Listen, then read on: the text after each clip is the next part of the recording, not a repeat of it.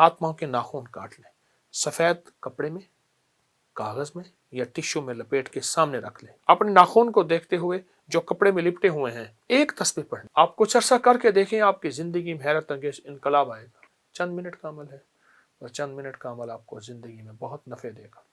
اچھا پھر ٹوٹکا بھی بتا دوں ایک چھوٹا سا۔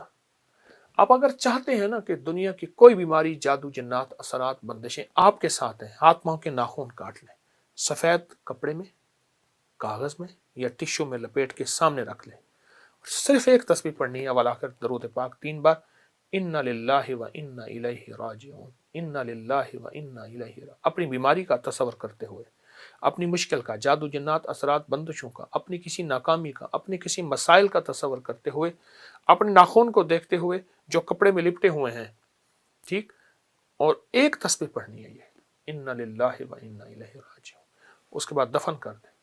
آپ کچھ عرصہ کر کے دیکھیں، آپ کی زندگی میں حیرت انگیز انقلاب آئے گا، حیرت انگیز انقلاب آئے گا، اور یہ مسائل حل ہوں گے، اور ان کو کسی مٹی میں دفن کر دیں۔ ہر دفعہ کر لیں، کبھی کبھار کر لیں، میں تو چاہوں گا ہر دفعہ کر لیں۔ ہاتھ پاؤں کو ناخن کاٹ کے کبھی نہ پھینکیں، اس کو محفوظ رکھیں، عمل کر لیں۔ چند منٹ کا عمل ہے اور چند منٹ کا عمل آپ کو زندگی میں بہت نفع دے گا، بہت فائدے دے گا۔ اچھا ایک عمل کر دیجئے گا، بلکہ 2 چیزیں بتاتا ہوں، 2 کر لیجئے گا۔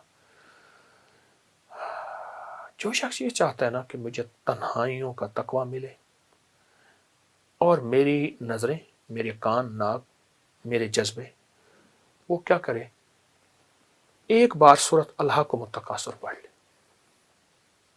ہر نماز کے بعد پڑھ لے، صبح شام پڑھ لے، دن میں بار بار چند بار پڑھ لے، ایک بار صرف سورۃ الحاق التکاثر۔ میں نے اس کی بڑی تاثیر دیکھی۔ جو کہتے ہیں اللہ میرا من میرے کنٹرول میں نہیں، اللہ میں تو تیرا محبوب بننا چاہتا ہوں، پر میرا نفس شیطان مجھے تیرے قریب نہیں آنے دیتا، اور دوسرے لفظوں میں اے اللہ میں بے بس ہوں، تو بے بس نہیں، میں بے بس ہوں، تو بے بس نہیں۔ وہ سورۃ الحاق التکاثر سے دوستی کر لے، بہت کمال عمل ہے، بہت زبردست عمل ہے، اور بھی اس کے بڑے فائدے ہیں۔ دوسری چیز یہ ہے، دوسری چیز، اس چیز پہ بھی آپ ضرور توجہ کیجیے گا۔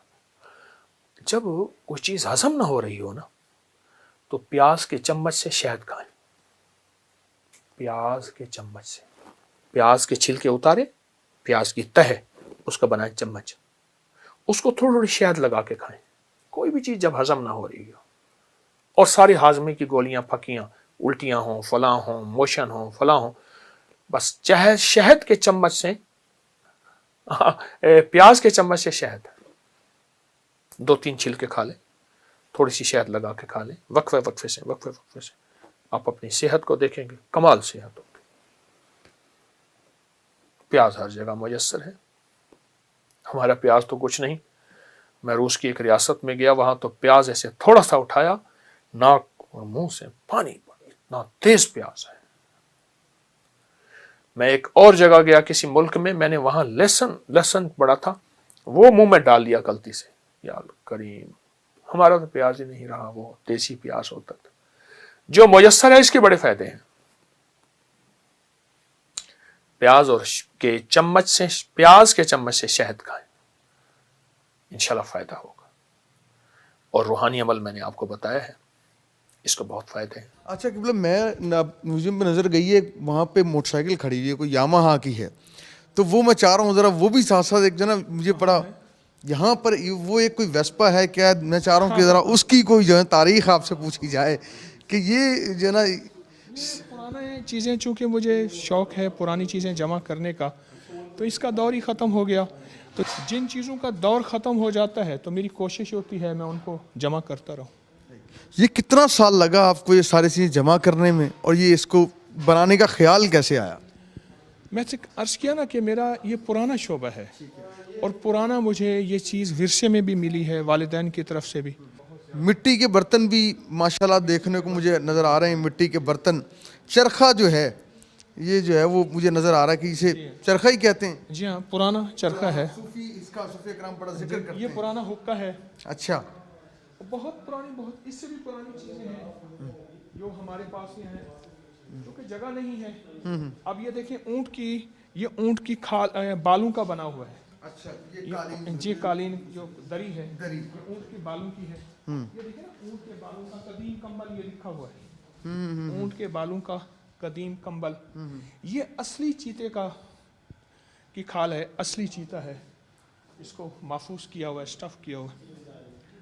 یہ جو سامنے برتن لگے ہوئے ہیں جی قبلہ اس کی کیا یہ تاریخ کے پرانے وہ برتن ہیں جو ہم استعمال کرتے تھے.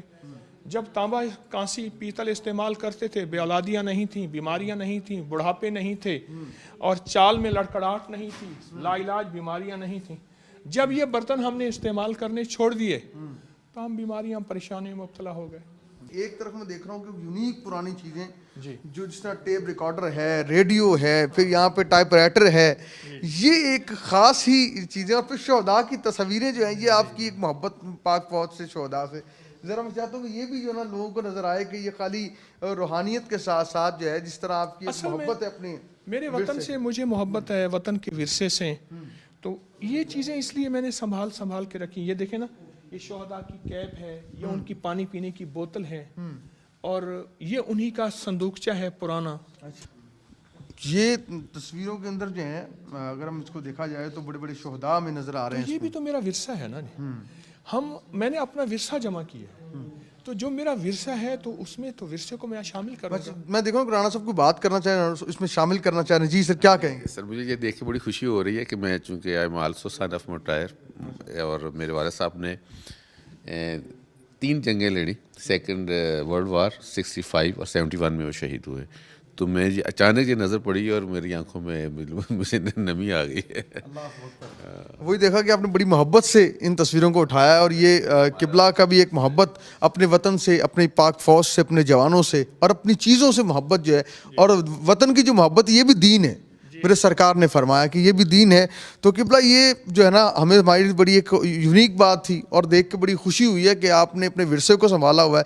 ہماری نوجوان نسل جو ہے یہ اس طرح اپنے ورثے سے پیار نہیں کرتی. قبلہ اس کی کیا وجہ آپ سمجھتے ہیں؟ وہ ہمارا ہی قصور ہے, ہم نے نہیں سمجھایا. نسلوں کا تو قصور نہیں ہے.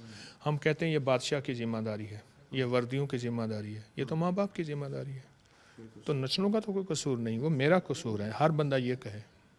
اچھا قبلہ اس میں یہاں پہ ایک بڑی یونیک چیز سائیکل میں دیکھ رہا ہوں, بڑی پرانی ہے. آپ نے سائیکل پہ سفر جو ہے نا اسکول جاتے ہوئے گاؤں میں کیا, تو آپ نے لگتا ہے اس یاد کو بھی. میں گاؤں میں نہیں رہا, میں شہر میں رہا. شہر میں شروع سے میرا بچپن سارا شہر کے ہیں ہم, لیکن اس کے بعد میں نے سائیکل پہ سفر کیا. میرے پاس اپنی سائیکل تھی جو میں نے سفر کرتا تھا. اب لوگ نا اس طرح صحت مند بھی نہیں ہے قبلہ, لوگ جو ہے نا سائیکل پہ سفر بھی نہیں کرتے, سواریاں آ گئیں. آپ کیا کہتے ہیں؟ تو سائیکل تو خود ایک ورزش ہے اور صحت اور فٹنس کا راز ہے.